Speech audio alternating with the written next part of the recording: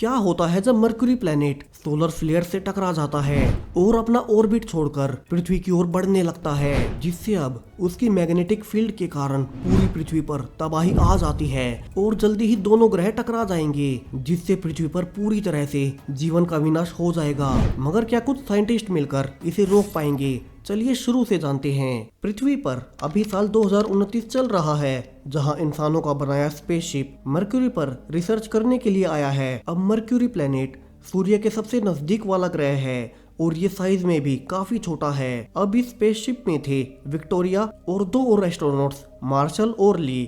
अब जब ये स्पेसशिप मरक्यूरी की सतह पर उतरने ही वाला था कि तभी सूर्य की तेज सोलर फ्लेयर्स पूरे मरक्यूरी ग्रह और इस शिप से टकरा जाती हैं, जिससे स्पेसशिप में आग लगना शुरू हो जाती है और एस्ट्रोनॉट्स शिप को बचाने के लिए मरक्यूरी के पीछे वाले हिस्से में जाने लगते हैं।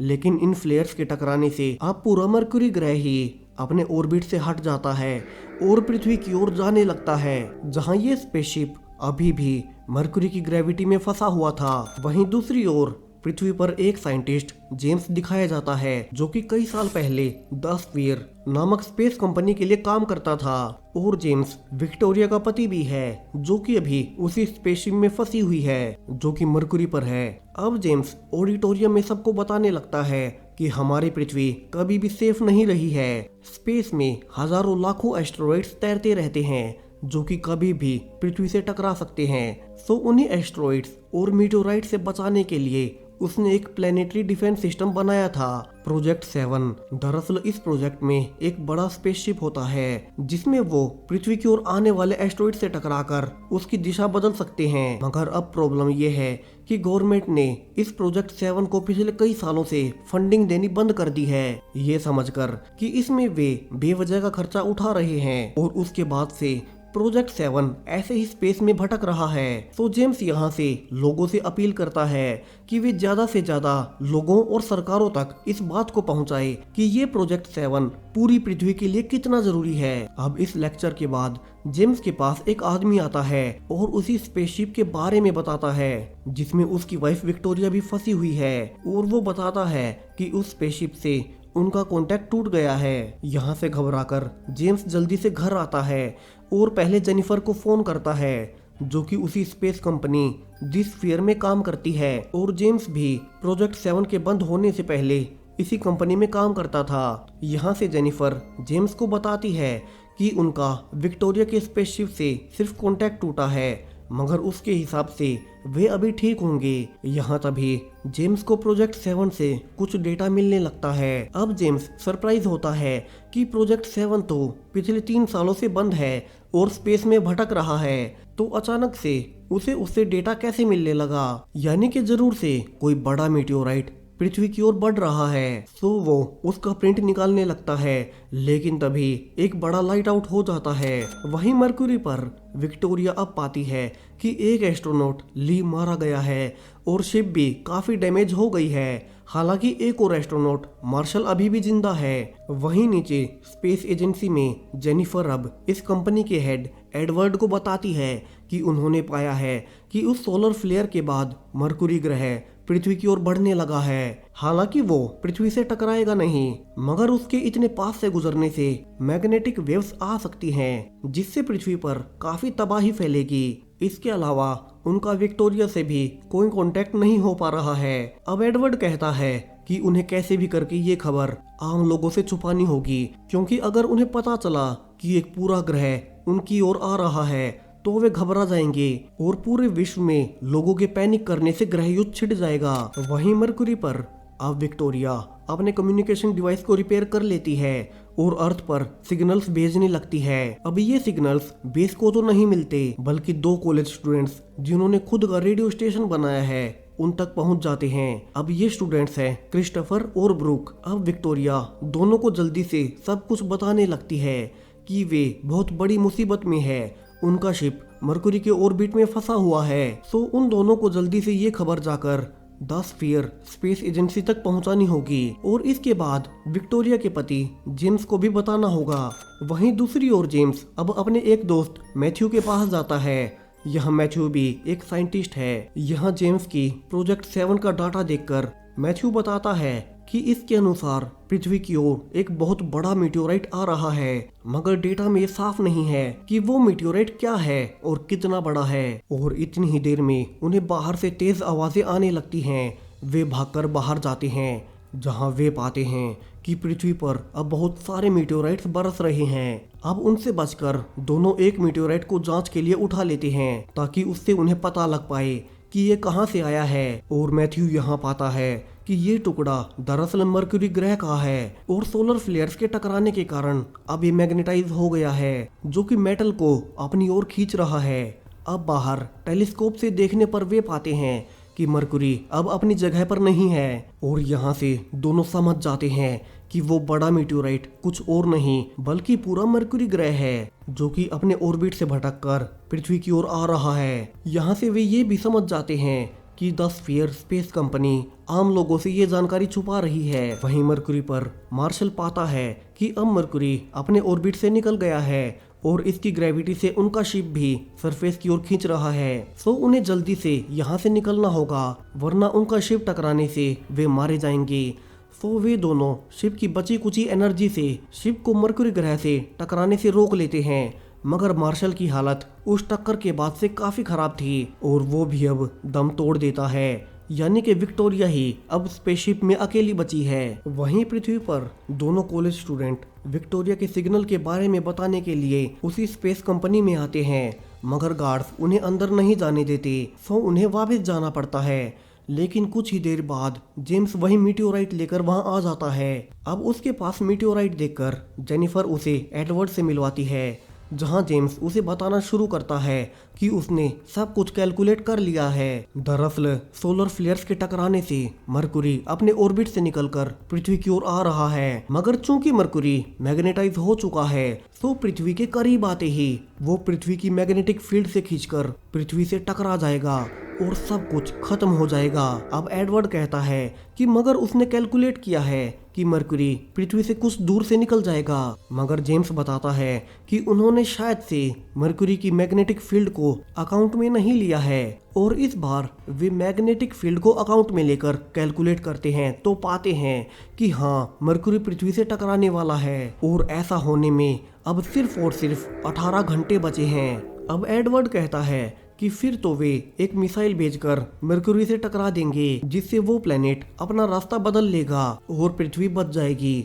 मगर जेम्स उसे समझाने की कोशिश करता है कि मिसाइल्स मेटल के बने होते हैं और मैग्नेटिज्म के कारण वे मरक्यूरी से टकराने से पहले ही रास्ते में ही फट जाएंगे। सो इसी के लिए अब उन्हें जेम्स का कई साल पुराना प्रोजेक्ट 7 को इस्तेमाल करना चाहिए, क्योंकि उसमें अपनी एक मैग्नेटिक फील्ड है, तो वो मरक्यूरी से टकरा सकता है। उन्हें बस प्रोजेक्ट 7 को अपग्रेड करना है। अब चूंकि ये प्रोजेक्ट 7 इसी स्पेस कंपनी के द्वारा बनाया गया है, सो उसके सीक्रेट कोड्स भी इसी कंपनी के पास है और उन कोड्स के बिना जेम्स प्रोजेक्ट 7 को लॉन्च नहीं कर सकता। और वो इसी के लिए एडवर्ड से मिलने आया है ताकि उसकी मंजूरी से प्रोजेक्ट 7 को लॉन्च किया जा सके। मगर एडवर्ड कहता है कि वो किसी भी बाहरी आदमी की बात क्यों मानेगा। दरअसल जेम्स कई साल पहले ही यहाँ से जॉब छोड़ चुका है। अब जेम्स उसे समझाने की भी कोशिश करता है कि उनका पूरा प्लेनेट दांव पर है, मगर एडवर्ड उसकी बात नहीं मानता। अब जेम्स मैथ्यू के साथ वापस जाने लगता है, जहां रास्ते में अब फिर से उन्हें झटके लगते हैं और कार से बाहर आते ही जो वे देखते हैं उन्हें खुद की आंखों पर भरोसा नहीं होता। टाउन की सारी गाड़ियां और सामान जो भी मेटल का बना हुआ था, अब मरक्यूरी के पास आने के कारण उसकी मैग्नेटिक फील्ड से ऊपर की ओर खींच रहे हैं। दोनों समझ जाते हैं कि अब उनके पास ज्यादा समय नहीं है, सो उन्हें जल्दी से प्रोजेक्ट 7 को कैसे भी करके अपग्रेड करके लॉन्च करना होगा। अब दोनों घर पहुंचते हैं, जहां वहीं दोनों कॉलेज स्टूडेंट्स पहले से उनका इंतजार कर रहे थे। यहाँ से दोनों जेम्स को बताते हैं कि दरअसल उनके डिवाइस से वे विक्टोरिया से बात कर सकते हैं और यहाँ फाइनली जेम्स विक्टोरिया से बात कर पाता है। यहाँ जेम्स उसे सब कुछ समझाता है कि एडवर्ड मरक्यूरी पर मिसाइल्स भेजकर बहुत बड़ी गलती कर रहा है और इससे कुछ भी नहीं होने वाला, मगर उसका प्रोजेक्ट 7 अभी भी काम कर सकता है। मगर चूंकि वो कई सालों से बंद है, तो विक्टोरिया को अपने स्पेसशिप से पहले उसे मरक्यूरी के पास ले जाना होगा और उसे मैनुअली स्टार्ट करना होगा।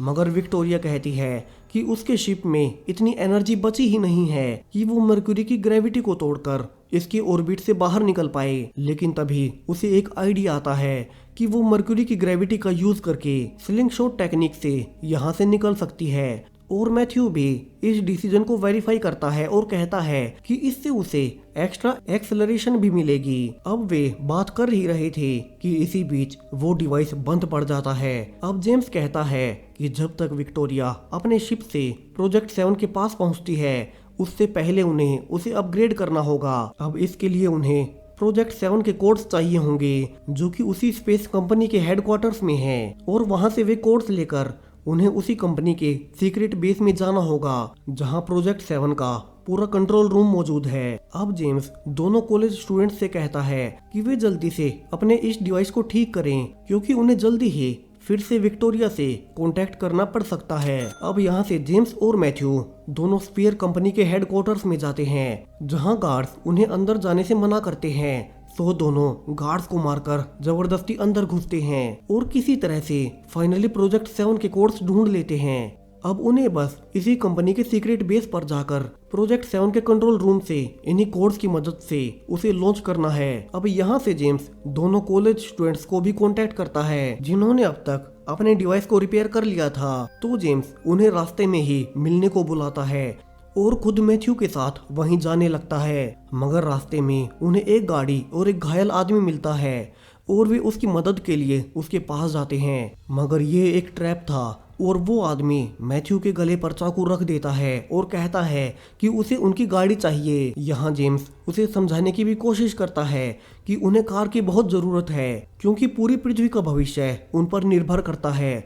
मगर वो आदमी नहीं मानता और जेम्स को ना चाहते हुए भी उसे कार की चाबी देनी पड़ती है। मगर जैसे ही वो आदमी कार लेकर जा ही रहा था कि तभी फिर से मरक्यूरी की मैग्नेटिक फील्ड के कारण वो कार हवा में उड़ जाती है और वो आदमी कार समेत मारा जाता है। इसके अलावा पीछे मैथ्यू भी एक कार से टकरा जाता है और वो भी नहीं बच पाता। वहीं मरक्यूरी पर विक्टोरिया फाइनली स्लिंगशॉट का यूज करके मरक्यूरी से बाहर निकल जाती है और जल्दी से प्रोजेक्ट 7 के शिप तक जाने लगती है। वहीं स्पेस कंपनी के ऑफिस में एडवर्ड अब फाइनली अपने मिसाइल्स को मरक्यूरी की ओर लॉन्च कर देता है ताकि वे मरक्यूरी से टकराकर उसका रास्ता बदल सके। मगर जैसा कि जेम्स ने पहले ही चेतावनी दी थी, मरक्यूरी की मैग्नेटिक फील्ड्स के कारण वे मिसाइल्स रास्ते में ही फट जाते हैं। वहीं दूसरी ओर जेम्स अब दोनों स्टूडेंट से मिलता है और उनके साथ उसी स्पेस कंपनी के सीक्रेट बेस पर जाने लगता है। मगर आगे रास्ता बंद था, सोना चाहते हुए भी उन्हें पैदल ही आगे जाना पड़ता है। और इसी बीच उनका विक्टोरिया से फिर से कांटेक्ट होता है जहां विक्टोरिया बताती है कि वो अब प्रोजेक्ट 7 के पास जा रही है। लेकिन जेम्स उसे बुरी खबर देता है कि अब तक वे प्रोजेक्ट 7 के कंट्रोल रूम तक नहीं पहुंचे हैं, मगर वे जल्दी से वहां जा रहे हैं। यहाँ से तीनों को एक कार भी मिल जाती है और वे कंट्रोल रूम तक जाने लगते हैं। लेकिन अब हर जगह अफरा तफरी का माहौल था क्योंकि मरक्यूरी पृथ्वी के बहुत करीब आ चुका था और उसकी मैग्नेटिक फील्ड के कारण हर जगह तबाही मच रही थी। और इसी बीच एक गाड़ी आकर उनके ऊपर भी गिरती है जिसमें जेम्स और क्रिस्टोफर तो बच जाते हैं, मगर ब्रूक वहीं मारी जाती है। अब दोनों के पास ज्यादा समय नहीं था, सो दोनों आगे बढ़ने लगते हैं जहां जेम्स को रास्ते में जेनिफर भी मरी हुई मिलती है, जिसे देख जेम्स को काफी बुरा लगता है। मगर वो उसकी आईडी ले लेता है क्योंकि स्पेस कंपनी के कंट्रोल रूम में घुसने के लिए उसे उसकी आईडी चाहिए थी। वहीं विक्टोरिया जेम्स को बताती है कि वो प्रोजेक्ट 7 तक आ चुकी है और वो मैनुअली ही उसे मरक्यूरी तक ले जा रही है, जहां जेम्स भी कहता है कि वो भी कंट्रोल बेस तक पहुंच चुका है और जल्दी ही वहां से वो प्रोजेक्ट 7 को लॉन्च कर देगा। और ठीक मरक्यूरी से टकराने से पहले जेम्स प्रोजेक्ट 7 को अपग्रेड कर देता है। लेकिन इसी बीच वो सीक्रेट बेस भी गिरने लगता है और जेम्स और क्रिस्टोफर वहां से निकलने लगते हैं। वहीं ठीक टाइम पर विक्टोरिया भी अपने स्पेसशिप को वहां से निकाल लेती है और प्रोजेक्ट 7 सक्सेसफुली मरक्यूरी से टकराकर उसका रास्ता बदल देता है और फाइनली अब पृथ्वी सेफ थी। जेम्स यहाँ से विक्टोरिया से कांटेक्ट करता है जहां विक्टोरिया उसे बताती है कि उन्होंने फाइनली पृथ्वी को बचा लिया है और अब मरक्यूरी के टुकड़ों के कारण पृथ्वी के पास भी अब अपना एक रिंग बन गया है। और इसी के साथ ये कहानी यहीं खत्म हो जाती है।